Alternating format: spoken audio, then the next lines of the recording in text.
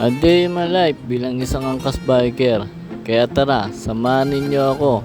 Ngayong araw nga pangalawang biyahe ko na bilang isang angkas biker. Pero ngayon masusubukan tayo kasi aabutan tayo ng malakas na ulan. Mata-traffic habang umuulan at higit sa lahat makakakita tayo ng baha. Susungin ba natin o iaatras natin? Kaya tara, samahan ninyo ako sa aking pangalawang biyahe. Pag out sa trabaho, open na agad ng app. Negative pinawas na lahat to ngayon lang. Pag open ko nga, napansin ko na wala na yung free top up ni Angkas. Buti na lang may nakuha akong incentive last week na 250 plus yung 77 pesos na pumasok sa wallet ko. Dito nga, nakita ko yung incentive ni Angkas. 5pm to 8pm. 4 rides lang makakakuha ka ng 150 pesos pero dapat 70% yung AR mo. Unang pasahero, pinick up ko dito sa Malabon. Ang drop off nga pala ni Sir ay sa Cubao. Nang nakasakay na si Sir, pinaandar ko na agad yung motor. Malaki na din kasi yung dilim nito. Sa tingin ko nga aabutan kami ng ulan, pero nagbaka sakali lang na hindi. Dito na sa may putrero kami inabutan ng ulan, pero hindi pa siya ganun kalakas. Pero nagsuot na din kami ng kapote para sigurado. Ang bili na lang ni Sir kapag lumakas na masyado, baka pwede daw kaming huminto. Pagsuot namin ng kapote, sibat na agad. At pagligpas nga namin ng Monumento Circle, sumobra na yung lakas ng ulan. Kaya hininto ko na lang muna dito sa may gilid ng EDSA. Makalipas nga lang ng 5 minuto, nagyaya na si Sir. Nandun na kasi yung kamit niya sa pupuntahan namin. Dito nga nababa ko na si Sir. Ang total per lang ni Sir ay 240 pero binigyan niya ako ng 300. Kaya maraming salamat Sir. Kanina nga habang nakahinto kami sa EDSA, sinet ko na nga pala yung set destination saka ko in-auto accept.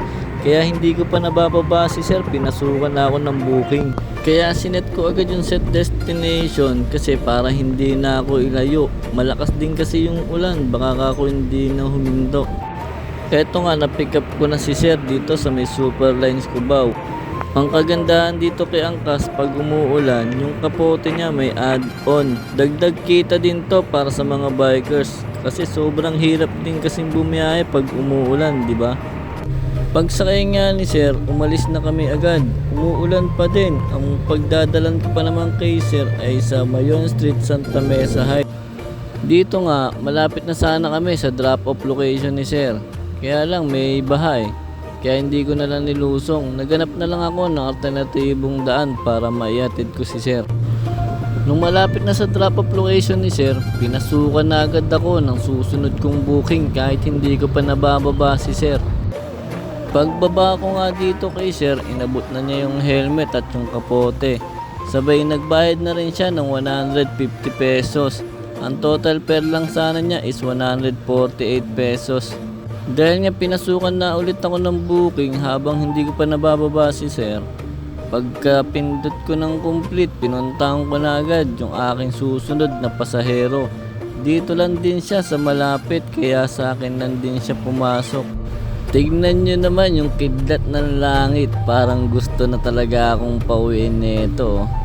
Pero sa mga oras na yan, basa na din ako niyan. Kahit na may kapote ako, tumatagos na din kasi ang lakas na nga ng ulan. Pagdating ko nga dito sa may pick up location, may lumalapit na lalaki. Si Sir na pala. Ang sabi nga niya sa akin, kanina pa siya nagbubuk pero wala talagang kumukuha. Mapa-move it, joyride, wala daw. Buti daw kay Angkas, meron. Sabi ko naman kay Sir, Angkas number 1. Inaabot ko nga dito yung kapote kay Sir pero wag na daw, hindi na daw siya magkakapote. Kahit malakas na yung ulan, ayaw talagang magkapote ni Sir at dito na traffic pa kami sa may monumento. Pagkatid ko dito sa may drop off location ni Sir, wala nang ulan. Kaya pagbaba niya, nag-abot na agad siya ng bayad. Ang total fare lang ni Sir is 115 pero binigyan niya ako ng 120. Dahil naka-auto accept pa din ako nito, pinasukan pa din ako ng booking. Pero ngayon malapit lang, 50 pesos lang, Valenzuela lang to. Tapos pag-atirang ko lang sa may Valenzuela lang din sa may SM. Dito nga, nung palapit na si ma'am, inalok ko siya kung magkakapote pa siya. Wag na daw.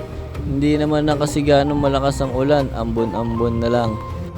Makalipas lang ng 10 minuto, narating na namin ang drop-off location ni ma'am.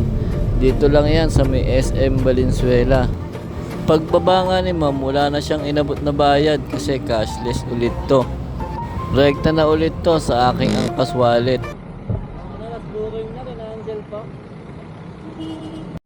Dito nga, last booking na sana ako kaya lang kinancel pa. Aray ko! Matagal din akong tumambay dito sa may SM Valenzuela pero wala nang pumapasok na booking sa akin.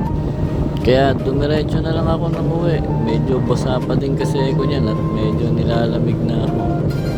Naka-bookings ako ngayong araw at kumita ako ng mahigit 500 pesos din. Sa loob lamang ng 2.5 oras. O diba pwede na din. So para pa mga boss, hanggang dito na lang. Hanggang sa susunod na video na lang. Shoutout nga pala kay Boss Bren Pereras ng Black Mamba. Like, follow and share.